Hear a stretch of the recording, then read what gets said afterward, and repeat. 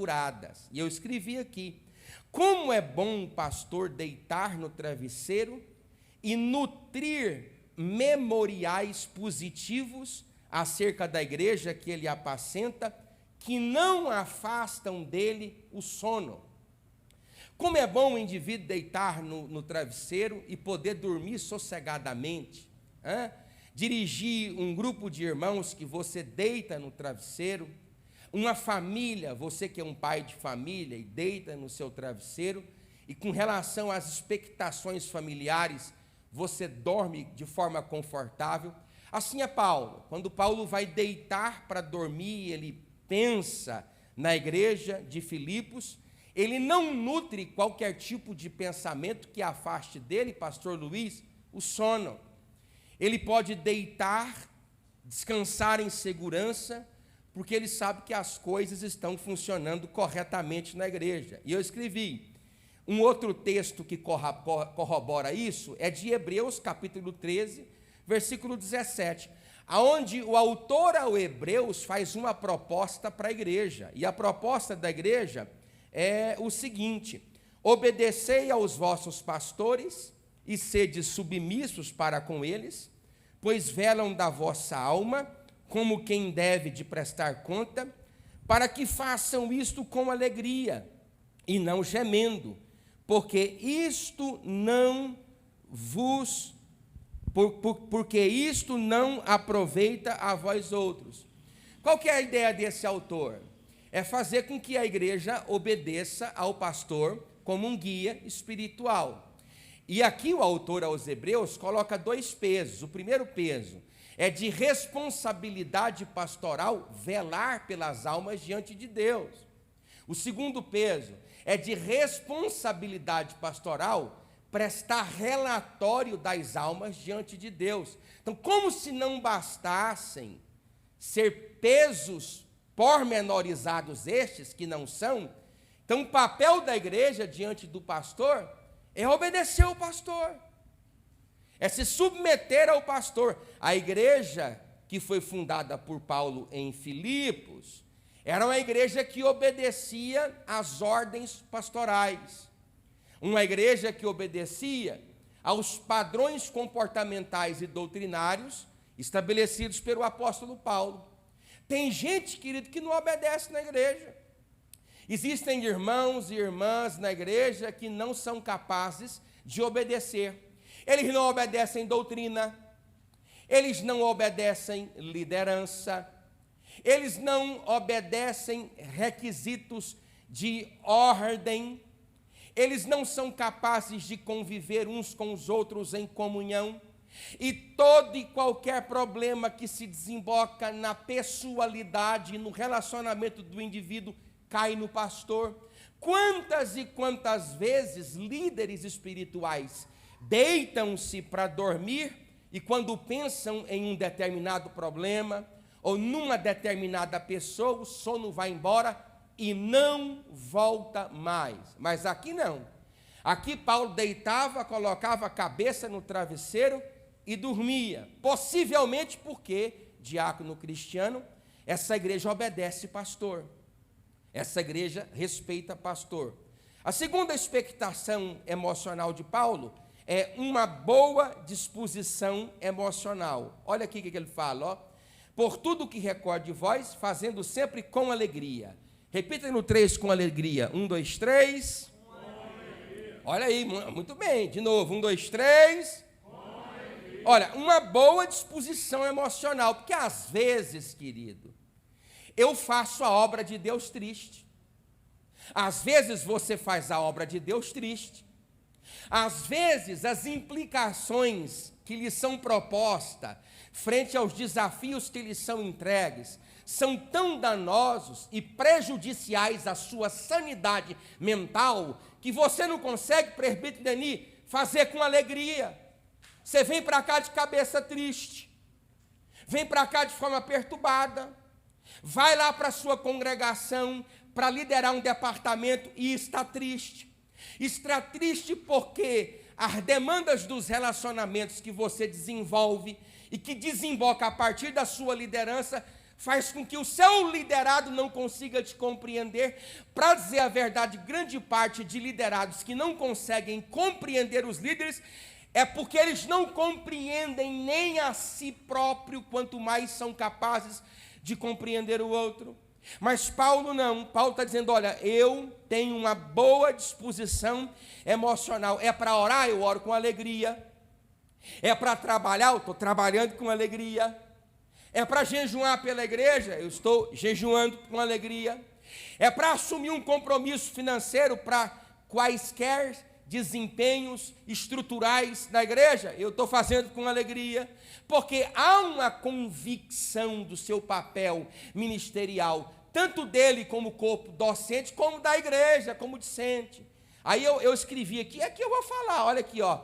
Não nos parece ser fardo para Paulo trazer diante de Deus as questões inerentes à igreja de Filipos, o que de fato era em muitos outros casos. E estando entre vós, ao passar privações, não me fiz pesado a ninguém, pois os irmãos, quando vieram da Macedônia, supriram o que me faltava. E em tudo me guardei e me guardarei de vos ser pesado. 2 Coríntios, capítulo 11, versículo 9. Esse é o registro de Paulo quando apacentou a igreja de Corinto. Paulo, quando apacentou Corinto, ele estava desenvolvendo o seu trabalho ministerial a partir do trabalho que ele fez na região da Greco-Macedônia. Ele foi para Anfípolis, para Apolônia, para Filipos, para Tessalônica, para Bereia. Aí ele desce para a região da Acaia, faz uma conexão portuária de Atenas para Corinto, e ali fica 18 meses. Quando ele apacenta essa igreja por 18 meses, ele percebe que o comportamento da igreja em relação a ele era tão reprovador, que ele decide por si só se autossustentar na igreja. E se não fosse o auxílio que Paulo recebe da igreja de Filipos, ele tinha passado privação na igreja de Corinto. Sabe quando é que Paulo escreveu isso aqui para os coríntios? Quando ele estava apacentando a igreja de Éfeso. Sabe quantos anos tinham se passado quando Paulo escreveu isso aqui? 8 anos. Durante 8 anos, Paulo tem no seu coração recordações amargas da sua experiência pastoril na cidade de Corinto. Passa o primeiro ano, as experiências não saem. Passa o segundo ano, elas não saem. Passa o terceiro ano, elas não sabem. Por quê, querido?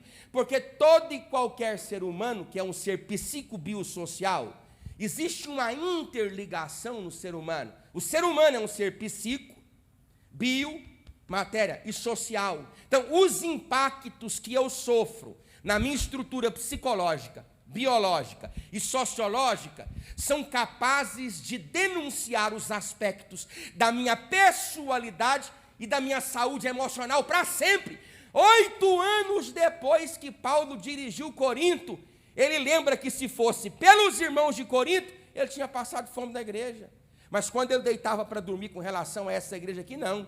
Ele sabia, porque se a igreja de Filipos não podia ajudar, atrapalhar, ela não atrapalhava. Tem gente na igreja que atrapalha o pastor. Eu vou falar. Tem gente na igreja que atrapalha, tem gente na igreja que atrapalha um conjunto de irmãs, atrapalha um conjunto de jovens. É essa roupa? Eu não gostei dessa roupa. Irmão, como que um conjunto que tem 50 mulheres, e cujo, eu tenho como colocar 50 tons para 50 irmãos e irmãs diferentes, cada um tem um gosto pessoal. Aí por causa de um vestido dá um problema, prejudica o líder. Por causa de qualquer outro problema. Eu não gosto disso. Eu não gosto daquilo. A pessoa não consegue despir do que gosta em favor do bem comum. Aí dá trabalho na igreja. Dá trabalho no conjunto. E, no então, irmãos, eu cansei de atender gente em gabinete para resolver, da época do CD, bendito seja Deus e Pai de nosso Senhor e Salvador Jesus Cristo, que acabou CD na história da igreja. Bendito seja Deus, que a indústria fonográfica já desenvolveu outros meios digitais para isso. Quantas vezes eu atendi gente, pastor, irmão, pegou meu CD emprestado e não devolveu. Pastor, esse CD que era novinho, pastor, está todo riscado. Gente desse jeito surta qualquer líder. Gente assim surta qualquer pastor. Você desenvolve um plano para cá e ele tem outro para lá. Você mostra para ele um plano, ele tem um planeta. Ele não quer ajudar, ele não quer corresponder, ele quer criticar, ele quer falar, ele quer perturbar. Mas eu repreendo isso pelo poder do nome de Jesus e da glória de Deus. Vamos todo mundo trabalhar junto. Você quer ver um outro desabafo aqui? Olha aqui, ó, de Paulo aos Coríntios. Porque em que tendes sido vós inferiores às demais igrejas, senão, olha aqui, ó, neste fato de não vos ter sido pesado. Paulo está dizendo, olha, vocês só são inferiores aos demais, porque quando eu estive convosco, eu não vos fui pesado. Perdoai-me essa injustiça. Eis que pela terceira vez estou pronto a ir ter convosco, e não vos serei pesado. Você já pensou, querido? Que trauma! Ele, antes de chegar na cidade, ele já avisa a cidade que quando ele for para lá, ele não vai pesar para ninguém. Meu Deus, que tipo de trauma esse homem viveu nessa igreja? Ele está na região de Éfeso, ele está longe, Léo. Léo, eu te dou aqui cidade por cidade para ele chegar lá, meses de viagem. Antes de chegar, antes de colocar o pé em Corinto, ele já está precavendo, dando antídoto, tacando injeção, e não é contra a corona, você sai fácil. Agora, fofoca e língua danosa, e gente que não tem o que fazer, haja injeção para dar. Mas bendito seja Deus que nós temos que o óleo lubrificante, ele vem do trono da graça de Deus para purificar a tua e a minha alma. Você pode dizer glória a Deus? Ele está dizendo, eu vou aí, mas não vou ser pesado para vocês, não, fica tranquilo. Ou seja, ele para avisar que vai, ele já está dizendo, eu não vou pesar ninguém. Esse aqui não pode pedir um dinheiro emprestado na igreja. Esse aqui, se ele precisar de fazer uma galinhada e pedir 40 quilos de sobrecoxa e coxa na igreja, coitado. É mais fácil eles pegar Paulo, piar Paulo, desfolar Paulo, cortar Paulo de forma canibal. Gente, eu estou falando de uma epístola escrita a Amós pelo apóstolo Paulo entre 7 e 8 anos depois que ele viveu aquela experiência. Repita comigo, experiências amargas são traumáticas. Por isso que tem gente doente na igreja, cheio de trauma, tomando remédio para todo lado. Às vezes o trauma que a pessoa desenvolve é o trauma resultante de palavras que ela escuta pelo marido, pela esposa, pelo filho, na igreja, talvez por pastores, porque quem fala peca, quem fala tem mais condições de pecar do que quem escuta. Mas eu estou aqui nesta noite para que o Espírito Santo, através dessa palavra, possa proporcionar cura ao seu coração. Abra a sua mão, eu profetizo nesta noite uma cura sobre a sua vida, sobre os seus ouvidos, sobre o seu coração, no nome de Jesus. E todos digam... Essas são perspectivas emocionais de Paulo. Primeiro, memórias curadas. Segundo, uma boa disposição emocional. Agora, quais são as perspectivas comportamentais da igreja visto por Paulo? O que Paulo via nessa igreja? Está aqui, ó, no versículo 4. Fazendo sempre com alegria súplicas por todos vós, em todas as minhas orações, pela vossa cooperação no Evangelho. Vamos repetir essa frase, porque ela é crucial. Pela vossa cooperação no Evangelho. 1, 2, 3... Pastor, qual era o comportamento dessa igreja? Era uma igreja que trabalha. Uma igreja que trabalha. Como é fácil, irmãos, você conduzir uma igreja que trabalha. Como é fácil você liderar um grupo de pessoas que trabalha na igreja. Um povo disposto, um povo alegre, um povo contente, um povo que se dispõe, que se predispõe, que se antecipa a trabalhar.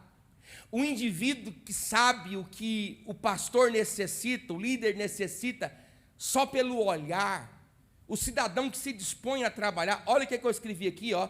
A igreja de Filipos se preocupava com o bem-estar material do apóstolo Paulo. Diversas vezes foram enviadas doações pessoais ao apóstolo Paulo. Por quê? Porque Paulo era o fulcro.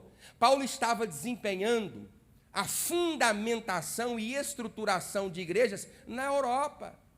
Isso aqui é crucial para o processo do evangelicalismo europeu. É a primeira igreja estabelecida pelo apóstolo, pelo cristianismo na Europa. O que Paulo precisa? Vamos mandar. O que a obra precisa? Vamos fazer. Agora, quando você pega um povo, irmão, quando você pega um grupo, quando você está liderando gente, que você fala, vamos fazer isso aqui, você não dá certo. Não dá certo. Toda palavra com o indivíduo dá é desmotivação. Tudo que ele fala não vai dar, não tem jeito, não tem dinheiro, é muita pouca grana. Eu agora mesmo fui fazer um orçamento, eu não vou fazer, obviamente não é hora, mas só para levar esse vento aqui da frente, lá para trás, é 12 mil reais. A pessoa, se eu dar um orçamento desse aqui, eu tenho um grupo de pessimistas, eu nem falo, eu termino. Ele é revelado a ele, pelo Deus pessimista, o que eu vou falar, e antes de eu abrir a minha boca, sem que saia a palavra alguma, ele já diz que não vai dar certo. Porque tem gente assim, tem gente que você não pode apresentar para ele uma oportunidade que ele enxerga dificuldade. Já falei até errado para você ficar escandalizado. Agora, o crente não, ele é diferente. Você mostra para ele um desafio, ele enxerga uma oportunidade. Você acha que Golias foi para Davi uma oportunidade? Não. Golias foi para Davi o que foi para os outros 800 mil valentes de Saul. Um desafio. O problema é que os olhos dos 800 mil valentes estavam no desafio, que se chama Golias. Os olhos de Davi estavam na oportunidade. Ele disse, esse homem não tem compromisso com Deus, eu tenho, eu vou encarar ele. Quem é esse incircunciso para afrontar o exército do Deus vivo? Irmão, mude a sua cabeça. Essa igreja aqui trabalhava, segunda característica dela para andar, uma igreja perseverante. Olha aqui, irmão, ó, repita comigo aqui, ó. Desde o primeiro dia até agora.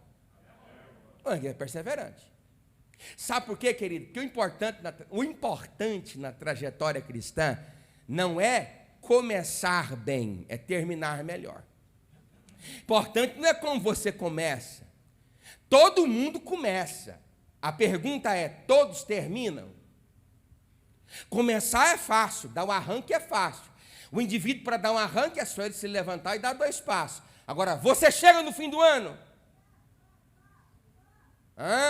Você consegue chegar lá na frente? Porque a vida cristã, ela é cheia de variáveis incontroláveis. É necessário vários níveis de estrutura para vencer crises. Estrutura psicológica. Sabe por quê, Cristiano? O diabo nunca te derrubará no corpo se primeiro ele não te derrubar na mente. Nunca. O diabo, para derrubar você no corpo, ele te toma na mente primeiro. Ele prova para você psicologicamente que você não vai conseguir.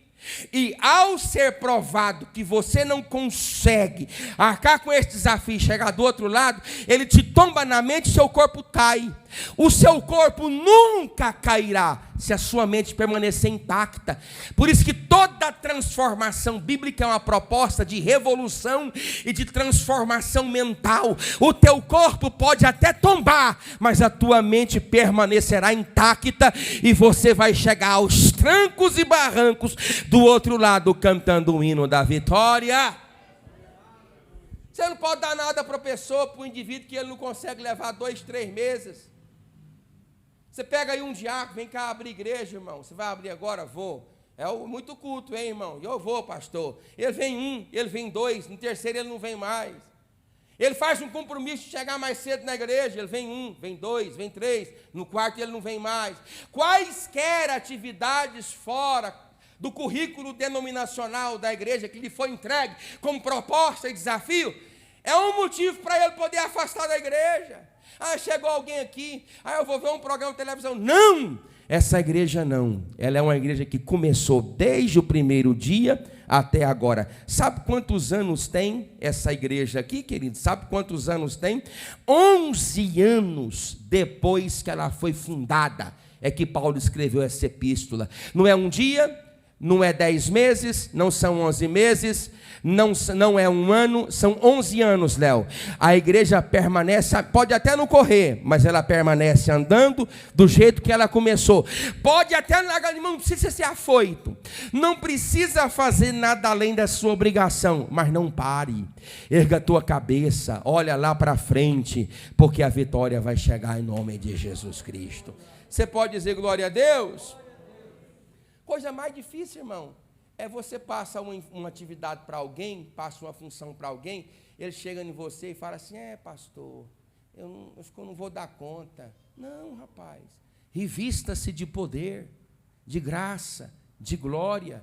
Isso é uma decisão que a pessoa tem que tomar. Isso não é sentimento. Irmão, se vida espiritual fosse desembocada a partir de ideias emocionais e cognitivas, Deus fazia essa obra em todo mundo sai daqui supimpa, cheio, voando na presença de Deus, mas não é uma decisão pessoal. Vem o desafio, você fala, eu vou ficar.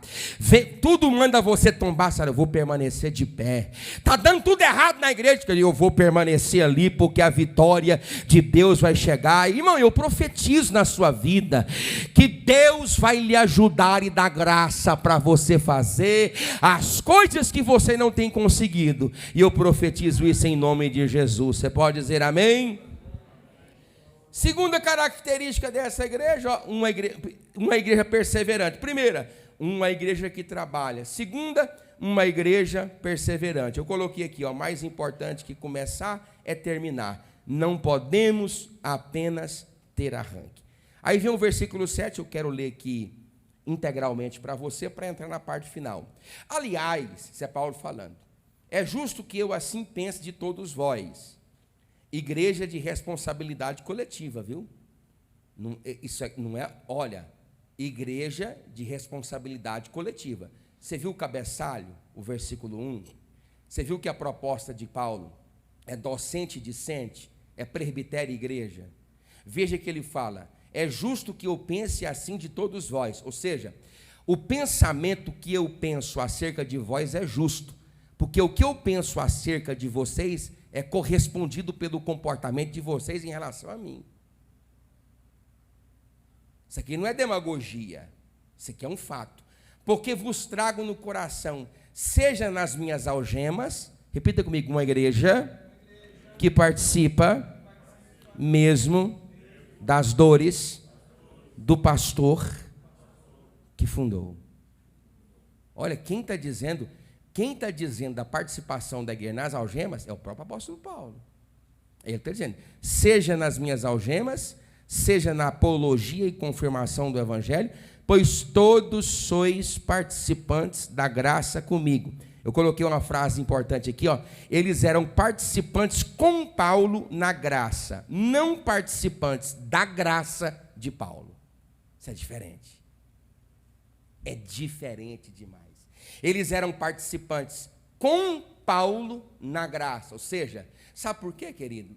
Quem recebe, não é bem o entendimento dessa frase, mas quem recebe um pastor na qualidade de pastor, recebe galardão de quê? De pastor.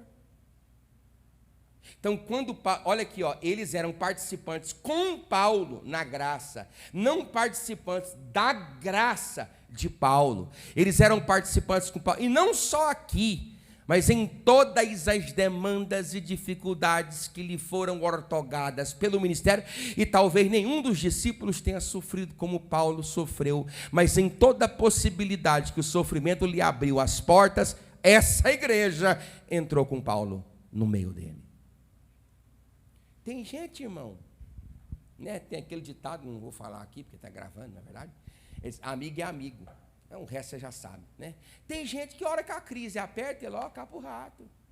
Ele não quer ficar com um time de futebol lá na zona do rebaixamento, não. Ele só quer torcer para quem está na cabeceira. Lá em casa tem um assim. Ele só torce. Quem que você torce aí na corrida? Eu torço para o Hamilton. Eu torço para o Flamengo. Não, sabe quem que é o crente verdadeiro? Diga agora a Deus, irmão. Está difícil, pastor, tá? Eu estou junto. O negócio está feio aí, pastor, está feio, eu estou junto, eu não vou largar o senhor nessa hora não, nós vamos ficar juntos, o senhor vai carregar nós no colo, nós vamos carregar o senhor no colo, e quando eu cansar, o senhor vem para cá, o senhor cansado vai para lá, está apertado o negócio, tá, nós vamos ficar juntos, porque a vitória vai ser grande, essa igreja trabalha, essa igreja vai para frente, essa igreja glorifica a Deus, essa igreja persevera, é assim, rapaz, olha aqui, ó, pois minha testemunha é Deus. Eu fui ler essa frase no registro porque é alguém que invoca Deus para mentorear o pensamento que ele tem acerca de uma determinada pessoa. Eu fui ver que palavra é essa. A palavra original é: meu registro do que falo sobre vós é verdadeiro? É Deus. Deus é o meu registro. Aí eles colocaram na equivalência dinâmica testemunha da saudade. Repita comigo. A igreja provocava saudade em Paulo. Irmão, tem um poeta, não sei se é Robert Frost, que ele assim, escreva esta carta, não porque tenho algo a lhe dizer, mas só por saber que suas mãos tocarão o papel. Paulo aqui. O homem está desesperado. O homem está apaixonado pela igreja. Ele está louco, varrido pela igreja. Sabe? Não, aqui, sabe qual que é a palavra grega para isso aqui? Epipotel. Epipotel, sabe o que significa isso? Desejar ardentemente, anelar por, desejar saudade. Uma igreja que desperta saudade. Já pensou, líder de departamento? Você olha para aquela irmã, quando você olha para ela, você deseja ardentemente liderar outra pessoa como aquela. Você olha para um determinado grupo de crianças, de jovens, fala: eu desejo ardentemente liderar esse grupo, porque é um grupo fiel, é um grupo honesto, é um grupo de Deus, é um grupo que trabalha. Hoje o diabo tem prejudicado o trabalho, a força motor da igreja. Irmão, nenhum presbitério faz nada sozinho. Se você não se abraçar conosco aqui, e nós com você, nós não vamos sair do lugar. Mas quando a igreja dá as mãos uns com os outros e glorifica a Deus, apesar das nossas diferenças, pode levantar o diabo, pode levantar o inferno, o capeta, tudo isso cai e o nome de Jesus Cristo é glorificado. Você pode dizer amém? Olha aqui, pastor, mas por que Paulo tinha tanta saudade dessa igreja? Irmão, olha, irmãos, ele foi lá, Anfípolis, Apolônia, Filipos, Tessalônica, Bereia, Atenas, Corinto. Ele dirigiu aqui. Na primeira expedição, ele dirigiu igreja. Tem as conexões portuárias que ele faz pelo Egeu, não vou falar delas. Mas ele vai para a região de Pergue, na Panfilha. Ele vai para Atalia. Ele vai para Antioquia da Psídia, na Galácia do Sul, ele vai para Listra, ele vai para Icônio, ele vai para Derbe. Na terceira expedição missionária, depois de contornar a região da Frígia e da Capadócia, ele desce para a Ásia Menor e Meridional, estabelece em Éfeso, e os impactos do seu ministério alcançam as 7 igrejas da Ásia Menor, mas de nenhuma delas ele fala isso.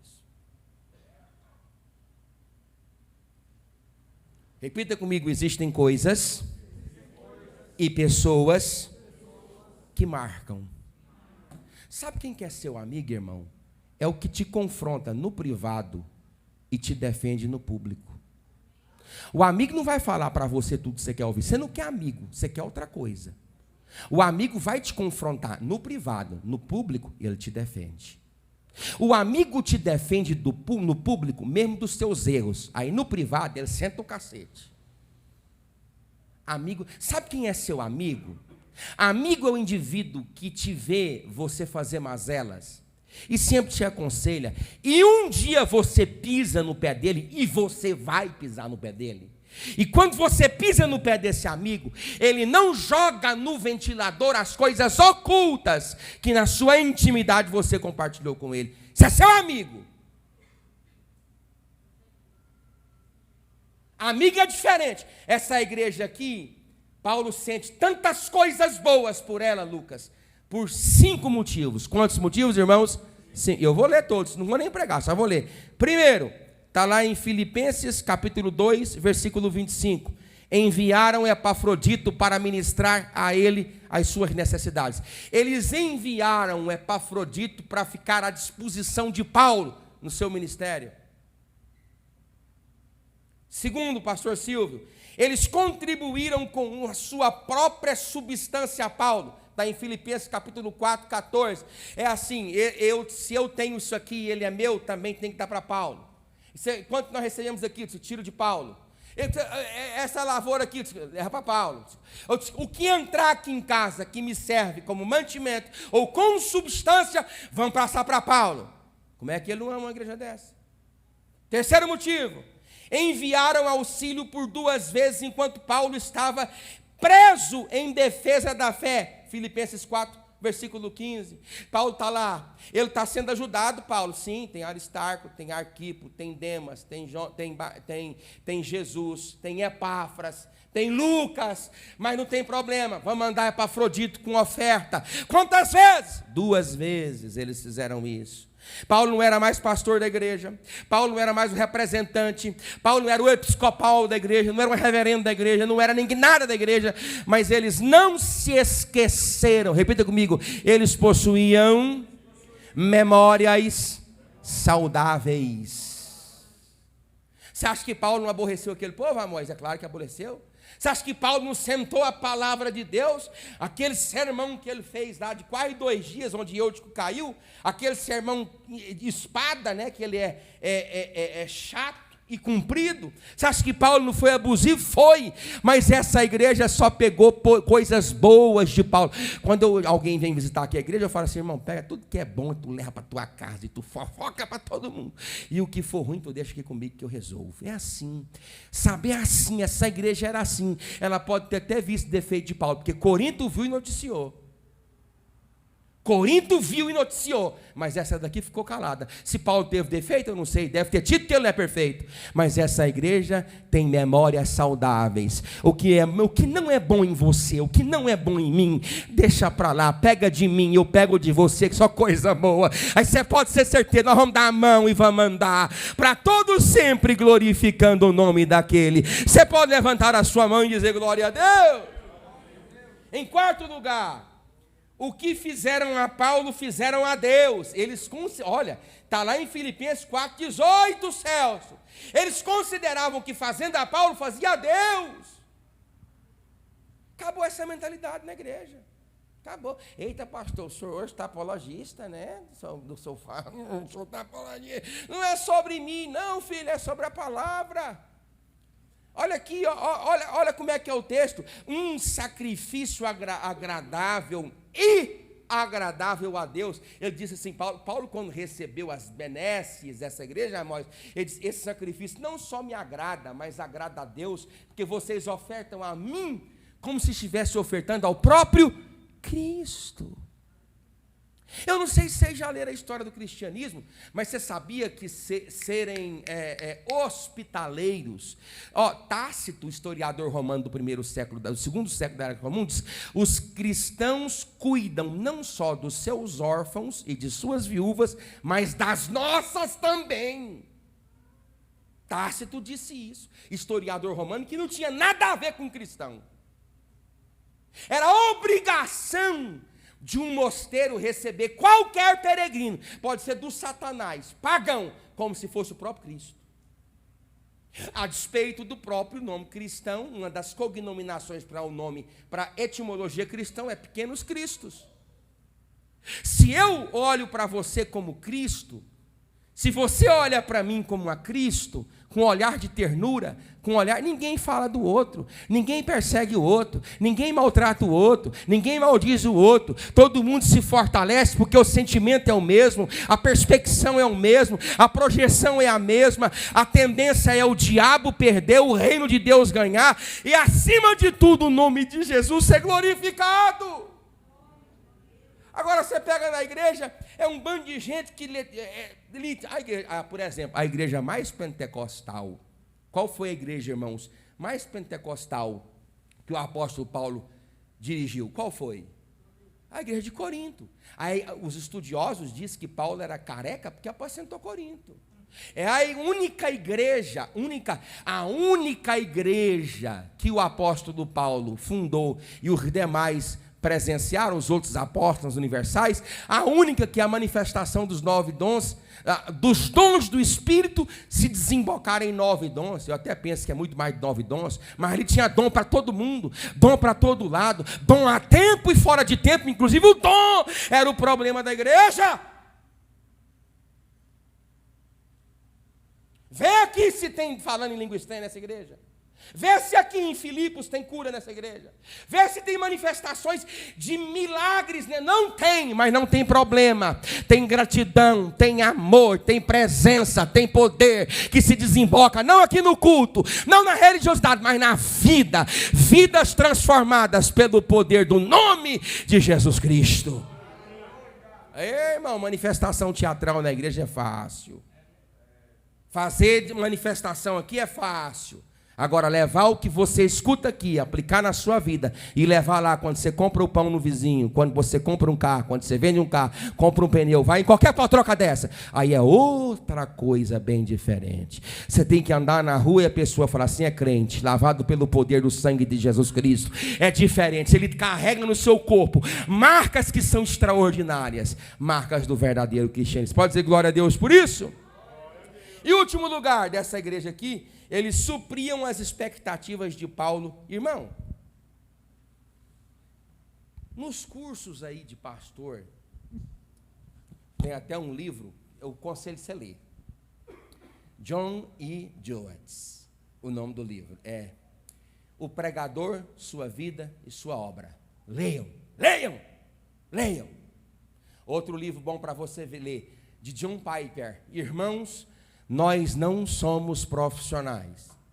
Um livro de Thomas Kempis, A Imagem de Cristo. Leiam. Leiam o livro de Charles Shindon, Em Seus Passos, O que Faria Jesus. Leiam o Apóstolo dos Pés Sangrentos, de Sadhu Sundar Singh. Leiam o livro de Hughes Horge, O Intercessor. Leiam livros de disciplinas espirituais de Richard Foster. Leiam alguma coisa para mudar a cabeça de vocês, pelo amor de Deus. Sabe o que eles trabalham? Que eu preciso tomar cuidado com expectativas frustradas. Tem gente que você cria uma expectativa tão grande, a decepção que você sente é semelhante à decepção do 7-1. Você já sabe o que eu estou falando, de tanto que é decepcionante.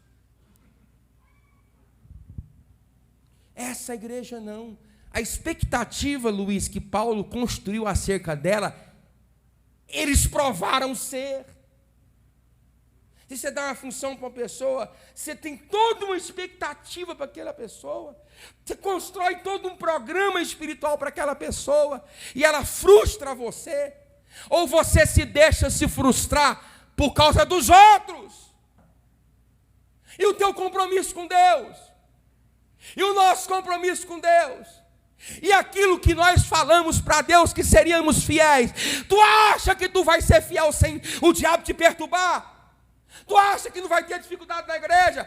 Tem dificuldade aqui de segunda a segunda, mas tem livramento e tem poder de Deus de segunda a segunda, de ano a ano, de geração a geração. Deus é com aquele que quer fazer a sua obra. Está lá em Atos capítulo 16, versículo 12. Em Filipenses capítulo 1, versículo 30. Para terminar isso aqui, nós temos algumas perspectivas de propósitos de Paulo para a igreja de Filipos. Está aí no versículo 9. E também faço essa oração. Paulo está orando. O que Paulo está fazendo, irmãos? Orando. Agora, oração é pedido. Então, se Paulo está orando e oração é pedida, a proposta de Paulo em oração é que essa igreja alcance níveis de maturidade cristã que eles ainda não alcançaram. Qual é o propósito de Paulo? Está no meio do versículo. Logo no início da parte do versículo 10. Repita comigo. Para aprovardes as coisas excelentes. Esse é o propósito de Paulo. E isso aqui não é aquilo que aquele povo gospel está cantando, não. O melhor de Deus está por vir. O melhor de Deus já veio, se chama Jesus Cristo, nosso Senhor. Não é isso, não. Paulo está dizendo assim, ó, estou orando para que vocês alcancem coisas mais excelentes. Diga glória a Deus. Diferente das outras igrejas, pastor Alex, que Paulo estava tratando problemas. Porque nós passamos mais tempo no desenvolvimento cristão, evangelista Júnior, tratando contundidos do que se preocupando para ganhar o campeonato. Para essa igreja, Paulo não está tratando problemas, ele está anunciando propósitos. Porque quem não se embaraça com problemas, foca em propósitos. O propósito de Paulo é que a igreja, ele nem consegue adjetivar, qualificar, quantitar o que ele pretende. Ele fala assim, olha, coisas extremamente excelentes. Aí ele pontua 4 coisas. Quantas, irmãos? No começo e no segundo, olha. E também faça essa oração, que o vosso amor aumente, mais e mais em pleno conhecimento e toda percepção. O foco dele é o quê? Para que eles alcancem coisas excelentes e ser sinceros, inculpáveis para o dia de Cristo. 4 coisas: o aumento do amor, aumento do conhecimento, aumento do discernimento e aumento da sinceridade. Qual que é a proposta? A proposta de Paulo é o seguinte, olha, a minha proposta para vocês é que vocês desnudem, descubram coisas excelentes. Sim, Paulo, como? Primeira coisa, Presley, para essa igreja de Uberlândia aí, reincorpora o conselho que eu dei para os irmãos aí de Filipos, aí na igreja. Então, a igreja quer alcançar coisas excelentes, irmão, diga glória a Deus. Aumento do amor, é básico, é maior grau, é abecedário, aumento do amor. Aí eu fui ver qual palavra é o amor aqui, porque poderia ser, o Amós, a palavra filéu, que é o amor filial, mas não é ágape. A palavra aqui é ágape. Aí eu coloquei aqui, ó, a palavra traduzida como amor aqui é ágape. Paulo sempre usa frases acumulativas para efeito de ênfase, aumento do amor. Irmão, escuta. É necessário quem tem ágape aumentar esse amor? Fala a verdade, precisa? Precisa. Sim ou não? Sim ou não? Não. Isso aqui é uma mecânica didática, pastor Alex. É a proposta de usar frases acumulativas para efeito de ênfase. Alguém que ama ágape não precisa ter amor aumentado. Lhe explico por quê. Porque a ágape não fala do objeto que você ama. A ágape fala de você. Se fala de você e não do outro, não depende do outro, a não ser de si próprio. Então, se eu amo a Ágape e o Davi, eu não preciso que o Davi me faça nada a mim. Se eu amo a Ágape e a Adriana, eu não preciso, para dizer a verdade, o objeto do Ágape é a repulsa daquele que eu amo. Então, quanto mais ela, Adriana, me odeia, mais eu amo ela. Isso é Ágape, o resto é conversa fiada. Mas Paulo está dizendo, melhore no amor. Melhore no amor. E eu estou dizendo, igreja de Uberlândia, melhore no amor, melhore no amor, melhore no amor. Tudo sofre, tudo suporta, tudo espera, tudo crê. Melhore no amor, melhore no amor. Quer alcançar coisas excelentes de Deus? Primeiro passo, melhore no amor. Você pode dizer glória a Deus por isso? Aí eu fui ver no grego qual que era a ideia, né? A ideia. Por exemplo, a palavra companheiro de carga no grego é a ideia do boi. A ideia do boi. Lembra da ideia do boi? Quando alguém vê problemas na igreja, é a oportunidade que Deus tem de convidar aquele a ser mais um boi com o outro, de abaixar e se deixar ser possuído pela canga, pela cangaia, pelo fardo. É a ideia de companheiro de jugo da Bíblia. A ideia aqui, sabe, eu vou só ler. Segura. Aperta os cintos, que o piloto está aqui, e ele vai ler. Como um rio perpetualmente alimentado com chuva, perpetualmente alimentado com chuva. Eu não estou entendendo essa linguagem, vou te explicar. Pensa no resultado da Rondon Pacheco, com águas caindo do céu, perpetualmente. O que vai acontecer, Efigênio? Assim deve ser o seu amor para comigo.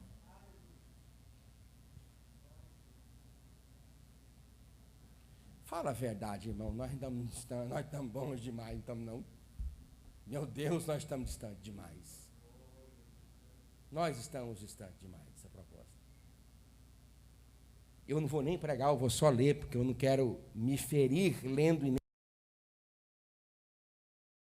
Como chuvas, correntes frescas, de modo que continua a crescer e aumentar, até encher todas as suas margens e inundar todas as planícies adjacentes.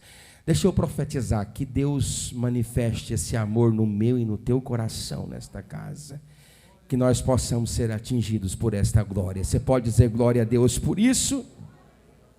Palavra conhecimento aqui, então, entendi, Paulo, eu tenho que amar assim, aumentar o amor. Segundo, Presley, você tem que aumentar o conhecimento. Aí a palavra conhecimento aqui não é gnosis, a palavra é epignosis. Tem um sufixo premonial aqui. Eu vou explicar. É uma forma intensificada de conhecimento. Conhecimento, neste caso, pode ser visto como algo acrescentado ao amor, embora distinguido do mesmo. Isto nos daria a interpretação do conhecimento cristão que visa Cristo, o Evangelho, e mais riquezas espirituais. Ou mesmo esta palavra pode ser usada para intensificar o nosso amor, com o fim de aprimorarmos em verdade, cujo Cristo é a fonte do nosso desejo, a resposta para as nossas indagações. Essa é a proposta aqui. Oh, glória! Oh, glória! A igreja tem que conhecer essa palavra, tem que conhecer essa verdade. A outra palavra aqui, para caminhar para o final, discernimento. Olha aqui o que Paulo fala aqui, ó. E também vos faço essa oração, que o vosso amor aumente mais e mais, em pleno conhecimento e toda percepção. Toda percepção, toda percepção. Vamos contar até 3, repetir toda percepção. 1, 2, 3. Sabe o que significa isso? Percepção intensificada por um prefixo preposicional. Qual que é o prefixo de preposição aqui? Toda. Mas a percepção já é completa. Sim, mas lembra dos efeitos acumulativos nas frases que Paulo usa para fazer ênfase? Paulo está dizendo que uma igreja, para alcançar a excelência cristã, ela tem que ter toda a percepção. Sabe qual que é a ideia aqui que ele está dizendo? Não pode haver clara separação entre amor e conhecimento quando estamos tratando com Deus. Possuir o poder de percepção.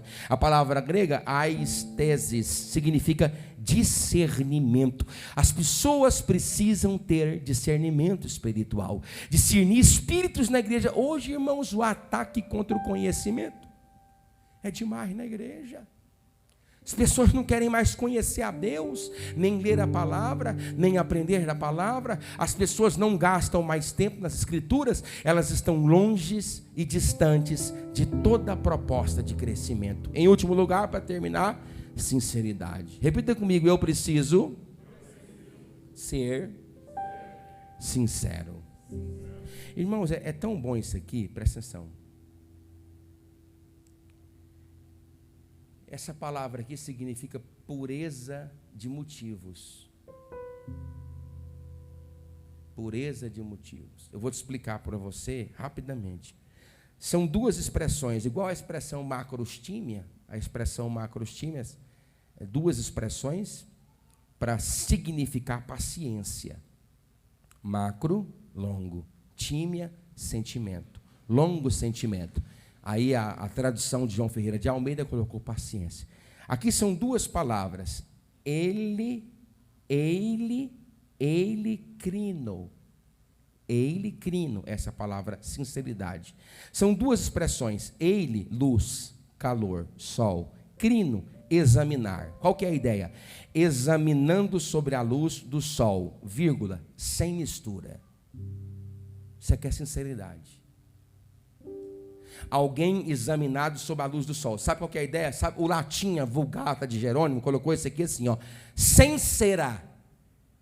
Sabe por quê? Porque a cera era o verniz utilizado pelos escultores para esconder as fissuras e rachaduras em esculturas e vasos. Só que, Lucas, eles subjugavam o vaso no calor do sol, e o calor do sol trincava aquela cera. Sabe por quê? Porque sinceridade, ela não sai do seu coração, nem sob o forte calor do sol. O sol aqui fala de prova, de tentação, de dificuldade. Quem é sincero diante de Deus, pode brilhar sobre ele o sol de qualquer tipo de provação. Ele permanece intacto, porque não tem cera nele para esconder fissuras e defeitos de caráter. Ele é alguém blindado pelo poder da glória e da graça de Deus. Tem gente que me maqueia, me engana, tem gente que te engana, tem gente que enganam uns aos outros, mas quando a provação vem, você sabe quem é o seu amigo, você sabe quem é que você pode contar, você sabe quem é que está do seu lado, porque o sol é capaz de desfissurar toda a fissura que foi encoberta por qualquer tipo de cera. O que Paulo está dizendo para você alcançar coisas excelentes em Deus? Você tem que aumentar o seu amor, aumentar o seu conhecimento, aumentar o discernimento e ser sincero. Você pode dizer graças a Deus por isso? Põe a mão no seu coração. Senhor, meu Deus e Pai, nós te louvamos nesta noite pelo teu servo, pela tua serva, pelo teu filho e pela tua filha. Meu Deus, são propostas tão grandes e tão profundas aqui, tão grandes e maravilhosas, que estão para além da nossa compreensão. Mas eu peço, Senhor, pelo poder do teu Santo Espírito, que o Senhor nos ajude a desenvolver esse sentimento de amor, de conhecimento, de discernimento e de sinceridade.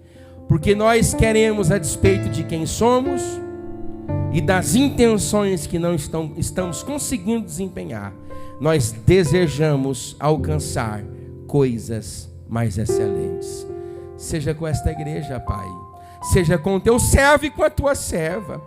Faz esta obra grande e graciosa. É a nossa oração em nome do Pai, do Filho e do Espírito Santo. E a igreja diga: amém. Deus abençoe a todos para a glória de Deus.